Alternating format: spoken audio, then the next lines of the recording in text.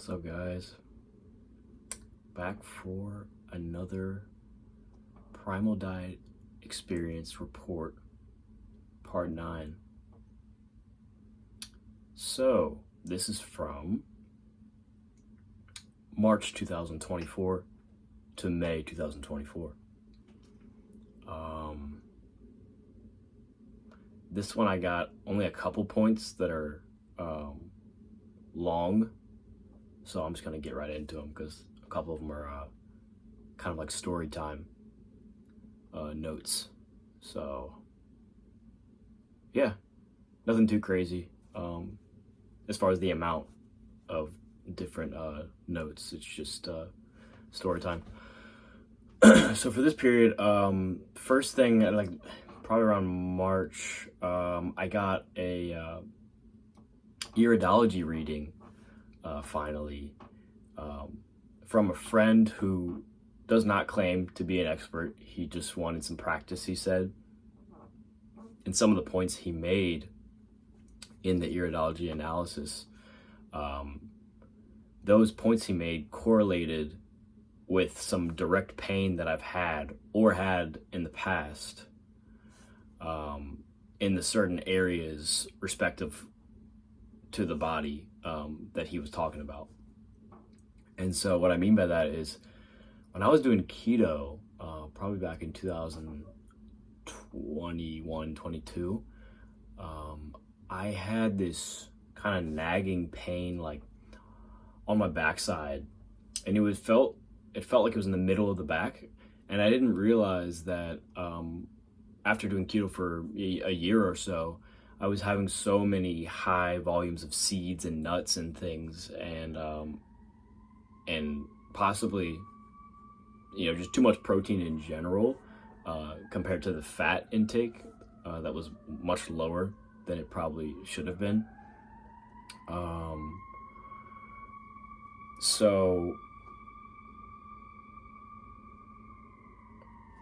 I got pains over time, and I didn't understand what was going on. It was almost this numbing sensation, and I realized now that pain was located behind the kidneys. And it's possible that I've heard that kidneys can get overloaded by protein and things. I'm not sure if that's a myth, but either way, I think I was doing some sort of damage, at least from the seeds and the nuts and all of the phytate-rich foods. I think it was just my organs were like yelling at me to stop doing so much of that. And so he had noted that I have a lot of damage in the kidney area. It's what he was seeing in the eyes, and I was like, wow, that's crazy. Another big one was my lungs. When I was a kid, I got a bunch of antibiotics to deal with like pneumonia or walking pneumonia. Nothing too crazy, but a bunch of antibiotics went in and most likely did a lot of damage to my lungs. And so now I think I'm figuring out why I have trouble breathing sometimes. Sometimes my breathing is very heavy, I noticed. And I never really thought about how damaged my lungs could have been from the antibiotics and medication I got as a kid. I always thought it was just how my lungs were normally. And so I was like, wow, that really correlates to the heavy breathing I get sometimes. He also said my heart has a lot of lesions, is toxic as well. I do feel tightness in that heart area on my left pec. So that was also another ring true moment, which is so cool. So I think he's making progress. But if any of you extremely need a iridology reading, I can refer you to him and see if he's got time for it. I don't know if he does it publicly anymore, but really cool to have that experience for free as well. It's very nice of him. Because it's probably rare to find that. But you can talk to him if you want. He gets his understandings of iridology from Bernard Jensen and like some of those iridology solidified, I guess, practitioners, you could call them, or doctors. And then also takes the works of autogenous iridology and tries to combine them together. So I think it's cool. Something I think I want to get into myself eventually. But he also noticed I had a lot of sulfur in my system. I have that orange ring in the middle of my eye. And my eyes are green, but they were naturally blue when I was a kid. So they're green right now. But the cellular fiber structure is good, actually. He was saying it's just that I have like these pocketed areas of really toxic stuff or damage on the organs. And then especially the intestines that has that sulfur rich orange color that's riddled with sulfur or possibly iodine. So it could have been from antibiotics or other drugs as a kid, which I had a lot of, unfortunately. So yeah, that was the iridology. Going into more organ stuff, kind of on the next big topic. I want to do more organ meats now because I realize, one, I just need more like minerals and vitamins from these rich foods that I don't really eat enough, just in general. But then also to help deal with healing my organs. Now that more and more I realize, especially from the iridology, that they're a lot more damaged than I probably think they are. So I need to heal them. So what I'm going to do is I'm going to do fresh organ meats, but I'm also going to do high organ meats. I've already done high liver, which is great. I probably haven't done enough. But the high heart is the one that I think I need to do because, I really need to fix some stuff with my heart, I think. It's functioning fine, but it's just, I don't like that tightness in the area, wherever the toxins may be sitting, or just needs to heal from the lesion in the past or something. So I'm gonna do the high heart. I've been told that helps detox the heart. It smells quite worse than the high liver, I'm not gonna lie. And the high liver is 5 months old now, and the high heart so far is only 1 month old, and the heart for some reason smells way worse. The liver smells like wine. It's almost no smell, which is crazy. It's like it went reverse in the amount of smell potency.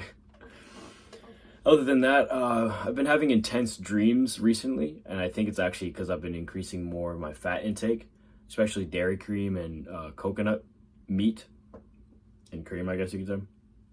It could be a detox, I think, of the brain from that increased mineral intake from the dairy and the honey and the coconut. It could be helping detox the brain, so my dreams are intense and kind of supercharged. Or I'm thinking my dreams are, they're taking those minerals from the dairy cream and they're hyper focusing on releasing trauma or facing fears that I think I don't deal with in real life. And so my dreams are forced to now use this extra energy to release trauma and fears in the subconscious, in the dreams. That's what I've been thinking. I think that's part of it, which is really interesting. Because there's certain things that I don't consciously like process on the day-to-day with certain fears, but my dreams will just slap me in the face with it. Like I have to deal with it then. And it helps. It really does. So I think there's like a little life hack there with dealing with trauma and stuff, possibly with the dairy cream and coconut and the honey. Yeah, it's kind of magical. But okay, so the big one that's going to take up the rest of this kind of report, because it's really all I have left. So I went to a music festival for my first time, and I went just going open-minded. I went sober, completely sober. I didn't do anything drug-related.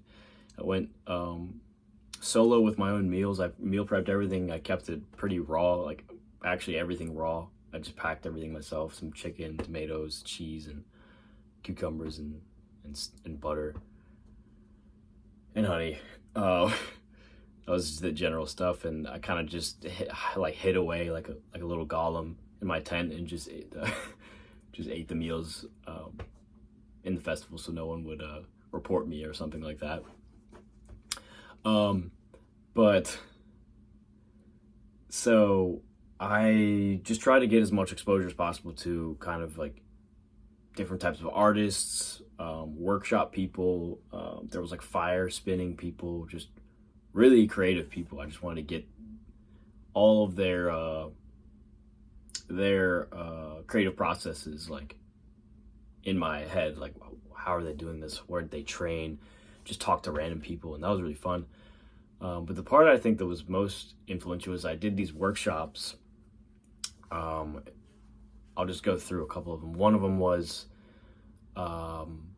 inner child work.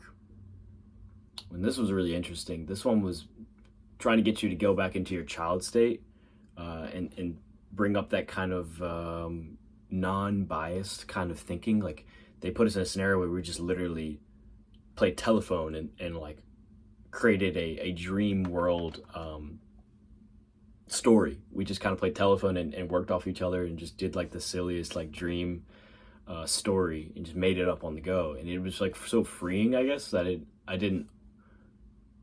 hadn't felt that in years. It was really profound.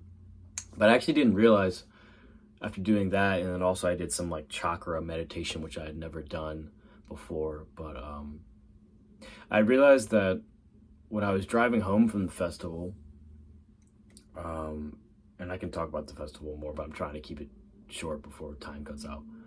I realized when I was driving home from the festival, some crazy thing happened where I was playing a little bit of background music, and I was just sitting there on the back end of the drive home, and out of nowhere, this kind of balloon feeling started coming up my throat, and I just built up this random urge to just like yell out extremely loud. And it was like to the point where I was like yelling at the top of my lungs like I've never done in my life. It was like really like scary to feel that for the first time.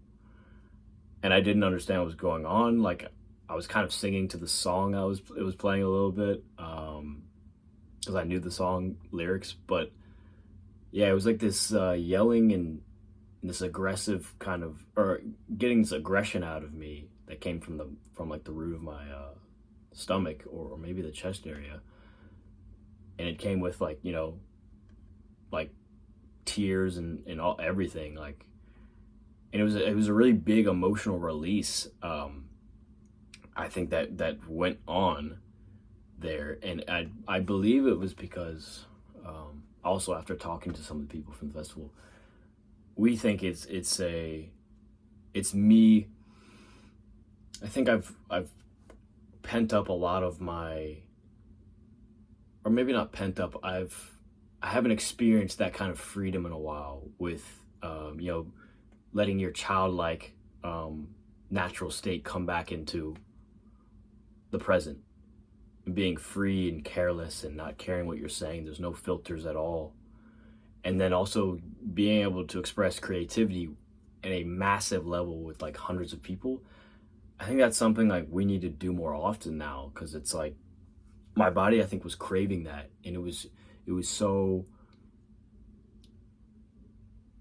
aggressively joyous after the festival. Like, I was so aggressively joyous that I think I had to yell and express. My body was trying to express how happy it was for me to go out and challenge myself to get more creative and really collaborate to make really cool neural connections to different art techniques and things, just to expand my knowledge. Like, it just felt eye-opening. So I think that was like an emotional trauma release as well. I needed something like that. I mean, I talk to people about normal stuff, but I didn't really vent that to that level in a while when I did at the festival. Like, I said a lot of crazy stuff because I just let my creative process come out and how I create music and how I do everything. So it was very vulnerable, I guess. And so maybe my body was wanting to let go of some, things I was hiding subconsciously. But yeah, powerful stuff.